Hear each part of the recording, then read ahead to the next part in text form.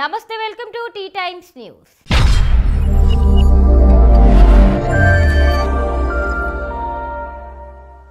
Tesla అధినేత అపర కుబేరుడు ఎలన్ మస్క్ గురించి ప్రత్యేకంగా చెప్పాల్సిన పని లేదు. అయితే తాజాగా ప్రముఖ రచయిత అష్లీ సెయింట్ క్లేర్ సంచలన వ్యాఖ్యలు చేశారు. తన బిడ్డకు తండ్రి ఎలన్ మస్క్ అని బాంబ్ పేల్చారు. మాస్క్తో కలిసి తాను ఓ బిడ్డకు జన్మనిచ్చినట్లు చెప్పుకొచ్చారు.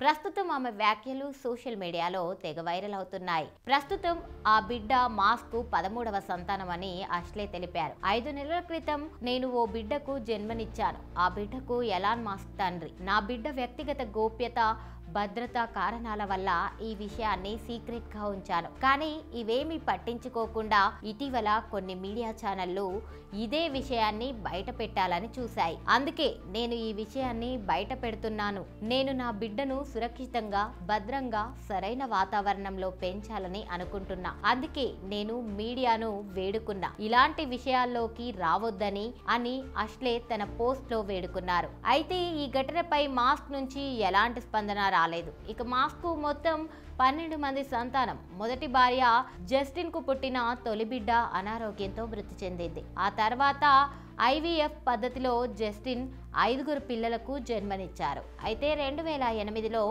వారిద్దరూ విడిపోయారు. కెనడాకు చెందిన సింగర్ గ్రీమ్స్ ను వివాహం చేసుకున్నారు. ఆమెకు 3 పిల్లలు. ఆ తర్వాత తన సంస్థలో పనిచేస్తున్న మరో మహిళలతో 3 పిల్లలకు జన్మనిచ్చినట్లు ఇటీవల మాస్క్ వెల్లడించారు.